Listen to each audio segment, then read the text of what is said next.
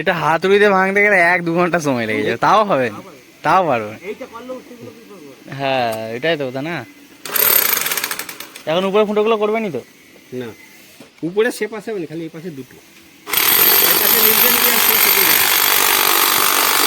এগুলো ফুটো করবেন তো, এখন শুধু নিচেগুলো করবে।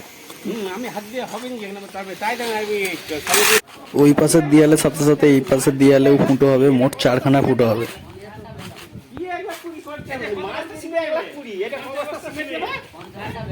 10 গাড়ি বালি, এই যে কত বস্তা সিমেন্ট যাবে? 50 বস্তা সিমেন্ট, হ্যাঁ 10 গাড়ি বালি। বৌদির বাড়াক না, তোমাদেরও তো বেড়ে গেছে। বৌদির বাড়াক না, আমাদের একার, তোমাদেরও তো বেড়ে গেছে। ঢুকি দাও না খালি আমাদের একার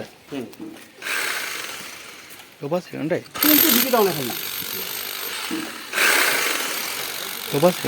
এইদিকে দেয়ালটা দেখতে পাচ্ছ, পাথর কেটে ফুটো করতে হচ্ছে, কিছু করার নেই। পাথর বসে গেছে, পাথর নতুন পাথরকে কেটে আবার নতুন করে ফুটো করা হচ্ছে, কারণ দেয়ালের সঙ্গে টান দিতে হবে, রড ভেতর দিয়ে বার করে ঢালাই করা হবে, তাই ফুটো করতে হচ্ছে। মিস্ত্রি এসে গেছে। আর তোমরা অনেকেই হয়তো জানো না, আমার বাবা রাজমিস্ত্রি, তাই কতটা কি ফুটো করতে হবে তো বাবা এখানে দাঁড়িয়ে থেকে দেখে বলে দিচ্ছে।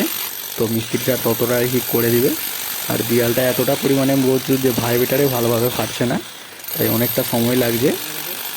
আর ভাইব্রেটারকে দিয়ে না ছাড়া ভাঙাও যাবে না, এতটা শক্ত আমরা হাতুড়িতে ভাঙতে পারবো। তক্তার কাজ আমাদের প্রায় শেষ হয়ে এসেছে, মিস্ত্রির কাজ শেষ হয়ে গেলে বাংলাদেশ তক্তা দিয়ে 4 বস্তা সিমেন্টের কাজ হবে। বালি পড়ে গেছে, 4 বস্তা সিমেন্টের কাজ হবে। 4 বস্তা সিমেন্টের কাজ হবে। 4 বস্তা সিমেন্টের কাজ হবে।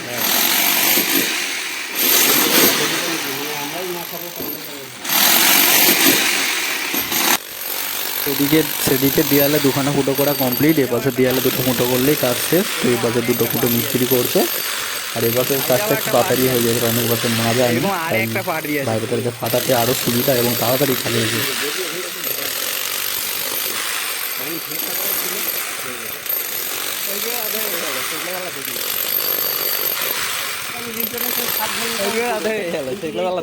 অনেক উঁচু, এখানে সিঁড়ি পাবো না, বাইরের জন্য ছাদ ঢেলে দিতাম উপরে, কিন্তু বাইরে এত সিঁড়ি পাবো অনেক উঁচু। এমনি আমি ভাবছিলাম এখানে দুটো সিঁড়ি এখন থেকে 3টে সিঁড়ি হবে।